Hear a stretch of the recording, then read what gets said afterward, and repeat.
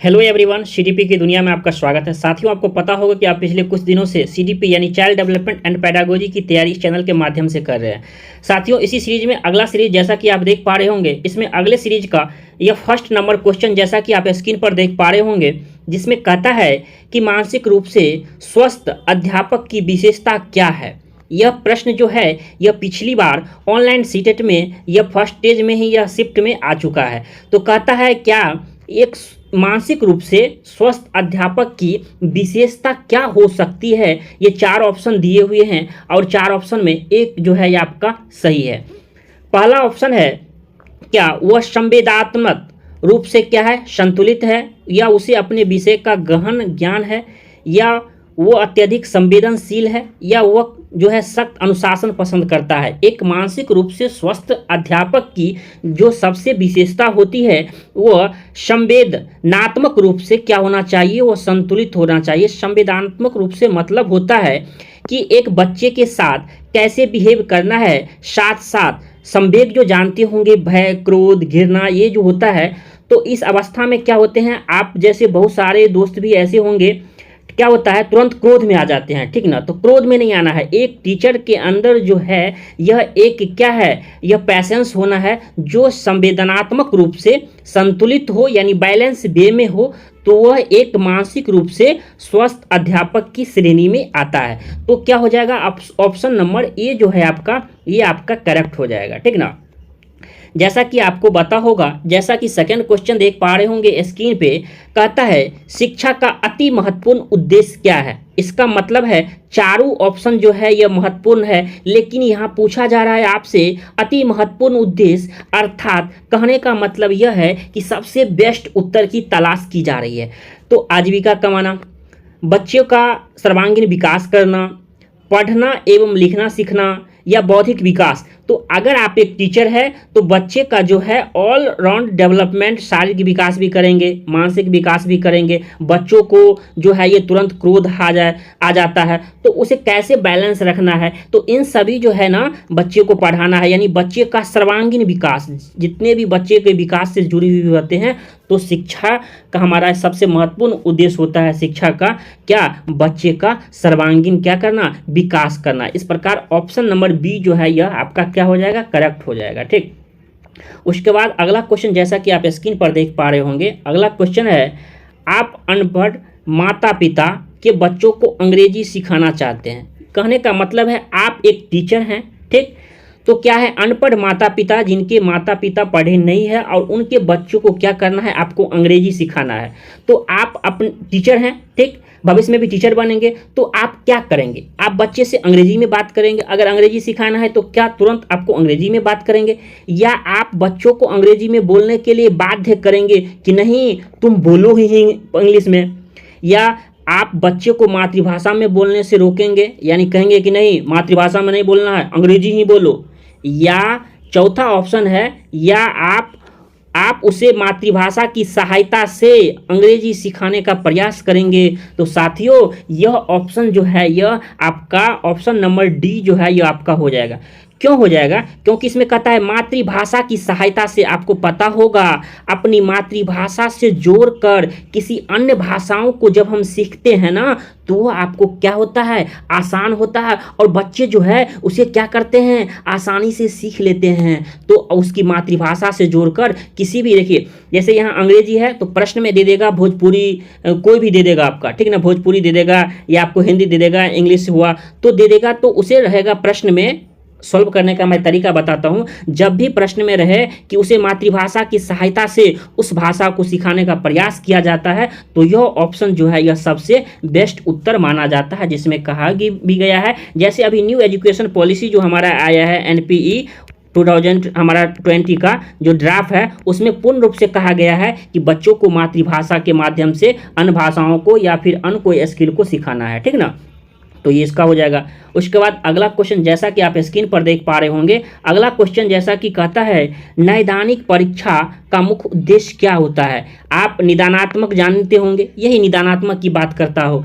नैदानिक परीक्षा का मुख्य उद्देश्य क्या है, कक्षा में प्रदर्शन के दौरान सामान्यतः कमजोर छात्र को चिन्हित करना, या कमजोर जो क्षेत्र है उसको क्या कहता है, चिन्हित करने की बात कर रहा है, या फिर आपका बात कर रहा है उपचारात्मक कार्यक्रम की विशेष प्रकृति की आवश्यकता, या अकादमिक घटनाओं के कारणों का पता लगाना। ये जो होता है ना, ये पता लगाना, ये नैदानिक परीक्षा का, डायग्नोस्टिक का, जैसे अगर आपको क्या हो गया, तबीयत खराब हो गया, बुखार लग गया या पेट में दर्द है, तो सबसे पहले क्या करेंगे, अगर पेट दुखता है तो सबसे पहले डॉक्टर क्या करते हैं, पहले जांच करना चाहते हैं कि आखिर क्या प्रॉब्लम है। तो उन्होंने क्या किया, डायग्नोस्टिक के पास भेज दिया।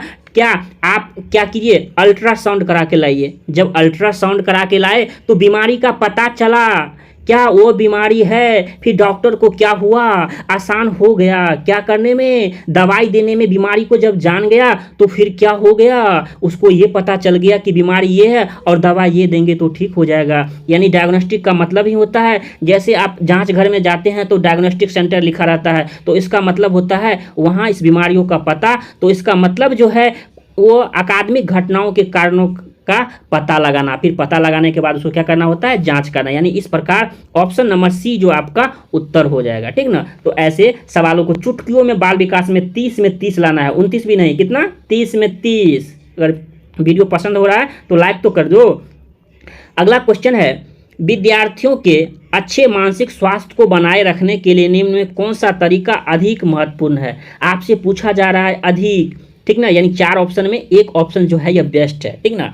तो कहता है विद्यार्थियों के अच्छे मानसिक स्वास्थ्य को बनाए रखने के लिए आप एक टीचर हैं तो क्या करेंगे, सहशैक्षिक क्रियाओं का प्रावधान करेंगे, या फिर उसे अभिव्यक्ति की स्वतंत्रता देंगे, या रुचियों की भिन्नता होगी, या फिर अध्यापक की भूमिका एवं विद्यालयी वातावरण, अध्यापक की भूमिका रहेगी। उसके बाद विद्यालय हमारा क्या हो जाएगा, यह एक वातावरण विकसित कर देता है, और वातावरण में क्या आ जाएंगे, आपका सभी प्रकार के सहशैक्षिक क्रियाओं भी आ जाएंगे, और व्यक्ति की स्वतंत्रता भी आ जाएगी, और रुचियों की भिन्नता भी हो जाएगी, क्योंकि जैसा वातावरण और अध्यापक की हमारा क्या होगा, यह भूमिका। यानी ऑप्शन नंबर डी जो है यह आपका क्या हो जाएगा, यह ऑप्शन नंबर डी जो है आपका यह करेक्ट हो जाएगा, ठीक ना।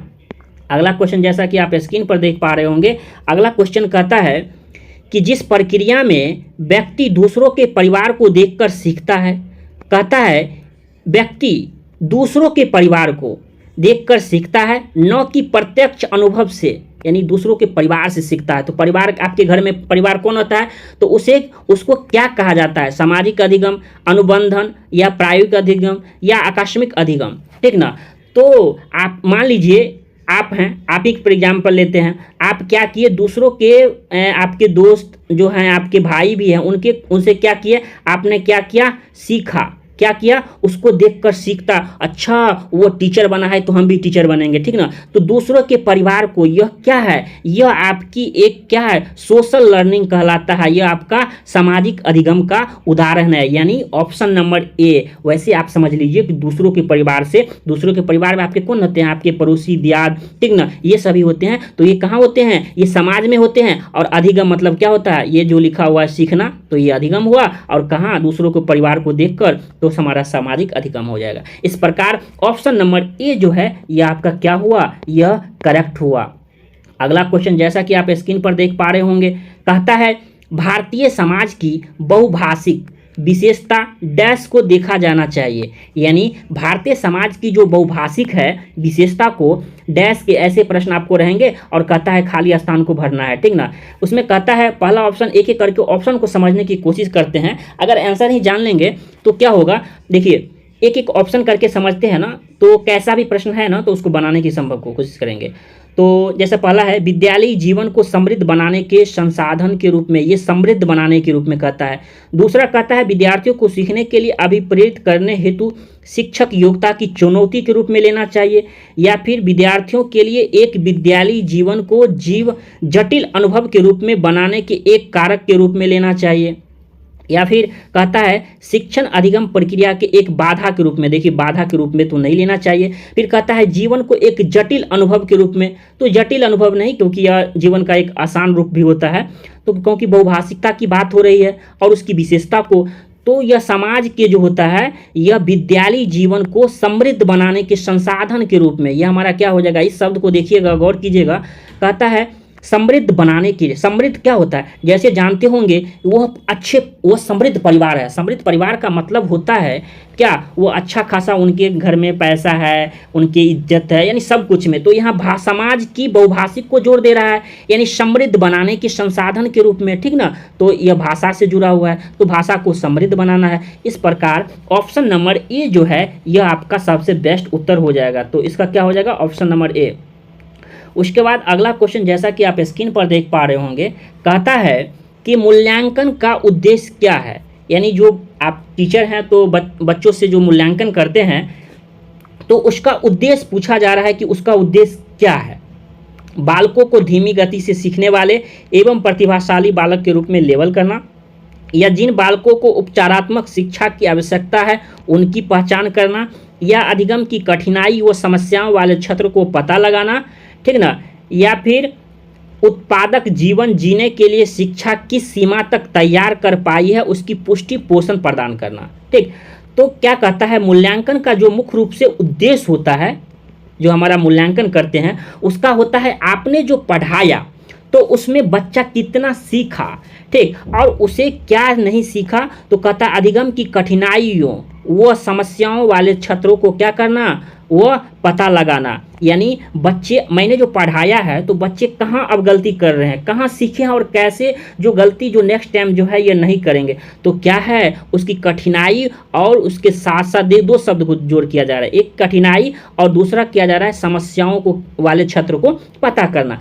तो मूल्यांकन का मुख्य रूप से उद्देश्य होता ही है कि जो कठिनाई है और बच्चों की जो समस्या है उसके छात्र का पता लगाना, जिससे क्या हो नेक्स्ट टाइम अगर ऐसे टॉपिक को पढ़ाए तो क्या होगा, बच्चों से गलती नहीं होनी चाहिए। अगला क्वेश्चन, जैसा कि आप स्क्रीन पर देख पा रहे होंगे, कहता है कौन सा सीखना अस्थाई होता है। इस चीज को गौर कीजिएगा, अस्थाई, ठीक ना, परमानेंट। तो आप रटकर क्या किसी चीज को अस्थाई रख सकते हैं, याद रख सकते हैं, नहीं। सुनकर, समझकर, देखकर। तो जो हमारा ये होगा ऑप्शन नंबर जो है सी होगा। अगर किसी चीज़ को आप समझ के विकसित करते हैं, जैसे अभी पढ़ रहे हैं, 4 ऑप्शन को मैं बार बार कहता हूँ ABCD करके है, तो अभी क्या करना है आपको, अगर मान लीजिए किसी ऑप्शन का बी उत्तर हुआ, एक समझाने के तौर पर मैं बता रहा हूँ, ठीक ना, तो बी उत्तर हुआ तो A, C और D क्यों नहीं हुआ ये अगर जानते हैं तो पक्का बाल विकास में 30 में 30 अगर सोए भी रहते हैं तो भी आपका सो के उठ के अगर एग्जाम देते हैं तो भी आपका 30 में 30 आ जाएगा, ठीक ना। तो कहता है अगर आप समझ कर बनाते हैं, समझ कर, जैसे समझ कर कि A B उत्तर हुआ तो ACD क्यों नहीं हुआ, तो यह जो समझ विकसित हो जाती है तो वह क्या होती है, यह परमानेंट होती है, यानी आपका क्या होता है, यह अस्थाई होता है। इस प्रकार कौन सा सीखना अस्थाई होता है, तो आपको समझकर जो है यह आपका ऑप्शन नंबर सी जो है यह करेक्ट उत्तर हो जाएगा, ठीक। उसके बाद अगला क्वेश्चन है, उसमें भी पूछा जा रहा है मूल्यांकन का उद्देश्य पूछा जा रहा है, लेकिन यहाँ ऑप्शन आपको चेंज देखने को मिलेगा। कहता है बच्चों की उत्तीर्ण और अनुत्तीर्ण घोषित करना, ठीक। उसमें कहता है आपका कि बच्चों के उत्तीर्ण और अनुत्तीर्ण घोषित करना, मूल्यांकन जैसे होते हैं पास और फेल की बात हो रहा है, ठीक ना, पास और फेल की बात हो रहा है तो ये भी होता है। बच्चा क्या सीखा है जानना, ये भी बात सही है। बच्चों को सीखने में आई कठिनाई को जानना, बच्चों के जो सीख रहा है उसकी लर्निंग हो रही है उसमें बच्चों को क्या कठिनाई हो रही है, तो एक मूल्यांकन का उद्देश्य ये भी होता है। यानी उपरोक्त सभी जो होगा ऑप्शन नंबर डी जो है यह आपका। ऐसी स्थिति में क्या होता है साथियों, मैं आपको बताता हूँ कि अगर समझ में न आए, अगर लगे कि सभी पॉजिटिव है, तो अगर उपरोक्त सभी जो है तो समझ के साथ आप डेवलप कर सकते हैं और ऑप्शन नंबर डी पर आप जा सकते हैं। क्योंकि उत्तीर्ण और अनुत्तीर्ण घोषित करना ये भी होता है, क्योंकि आप देखते होंगे फाइनल एग्जाम जो होते हैं तो उसमें पास और फेल की भी बात होती है। बच्चे क्या सीखा है, आपने कुछ पढ़ाया है तो बच्चे कितना सीखा और कैसे सीखा और क्या सीखा है ये भी आपको जरूरी है। बच्चों को सीखने में कठिनाई को जानना ये भी जरूरी है। यानी उपरोक्त सभी जो है ऑप्शन नंबर डी जो है ये आपका क्या हो जाएगा, ये आपका करेक्ट हो जाएगा, ठीक ना। उसके बाद अगला क्वेश्चन, जैसा कि आप स्क्रीन पर देख पा रहे होंगे, कहता है समाजीकरण क्या है। समाजीकरण क्या है, ऑप्शन सामाजिक मानदंडों में परिवर्तन, शिक्षक शिक्षक एवं पढ़ाए गए बीच के संबंध, या समाज के आधुनिकीकरण की प्रतिक्रिया, या समाज के मानदंडों के अनुकूल। तो साथियों आपको बता दूं कि समाजीकरण का मतलब होता है समाज में समायोजित होना, यानी समाज जैसा चाहता है उसके मानदंडों पर खरा उतरना। ये शब्द जो देख गौर कीजिए, मानदंडों यानी समाज जैसा चाहता है वैसे क्या करना पड़ता है, बनना पड़ता है। अगर ऐसा नहीं है कि पड़ोसी में एक क्या हो गया, बदमाश हो गया तो आप भी हो जाइएगा, नहीं, उस समाज के मानदंडों के अनुकूलन जो है ना, ये शब्द को आप गौर कीजिएगा तो क्या हो जाएगा, समाज में समायोजित होना, इसके साथ साथ समाज के मानदंडों के साथ खरा उतरना। समाज जैसा चाहता है, अगर अच्छे बिहेव करना है, सभी के साथ कैसा बिहेव करना है, तो समाजीकरण का जो हमारा ये होता है, ठीक ना। तो इस प्रकार ऑप्शन नंबर डी जो हमारा यह क्या हो जाएगा, यह करेक्ट हो जाएगा। अगला क्वेश्चन जैसा कि आप स्क्रीन पर देख पा रहे होंगे, इसमें कहता है विद्यालय आधारित आकलन क्या होता है, यानी स्कूल हमारा के आधारित हमारा ये जो आकलन क्या होता है, शिक्षार्थियों और शिक्षकों को अगंभीर और लापरवाह बनाता है, कहता है अगंभीर, ठीक ना।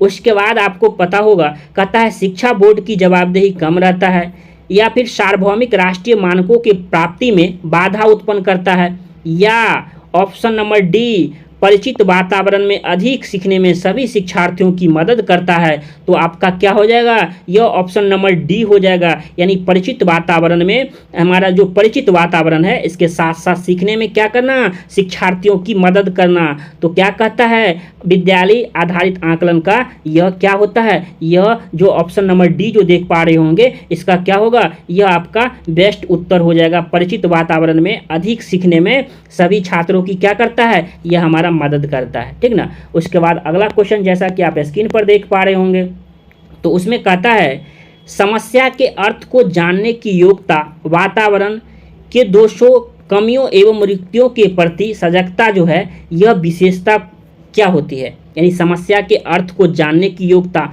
अगर आपके पास समस्या आई तो उसको जानने की योग्यता, साथ साथ वातावरण के दोषों यानी क्या कमी है, एवं रिक्तियों के प्रति सजगता कौन किस में होता है, प्रतिभाशाली बालक में होता है, या सामान्य बालक में होता है, या सृजनशील बालकों में होता है। तो साथियों आपको बता दूं, यह जो होती है ना, यह सृजनशील, सृजन का मतलब ही होता है सृजन करना। एक बात और बता देता हूं, ये सृजन और ये आप प्रतिभाशाली में फंसे होंगे, ठीक ना, कि क्या होगा, तो सृजनशील बालक प्रतिभाशाली बालक होते हैं, लेकिन सभी प्रतिभाशाली बालक सृजनशील बालक नहीं होते हैं। इस शब्द को गौर कीजिए, सृजनशील बालक जो होगा, ये बालक जो होगा वो प्रतिभाशाली होगा, ठीक, ये भी होगा, लेकिन जो प्रतिभाशाली होगा जरूरी नहीं है कि वह सृजनशील बालक हो ही। तो इस प्रकार क्या होगा, ऑप्शन नंबर सी जो है आपका ये करेक्ट हो जाएगा। अगला क्वेश्चन जैसा कि आप देख पा रहे होंगे, इस सीरीज का आज जो हमारा यह क्वेश्चन जो है, यह लास्ट क्वेश्चन है, उसे समझने की कोशिश करेंगे।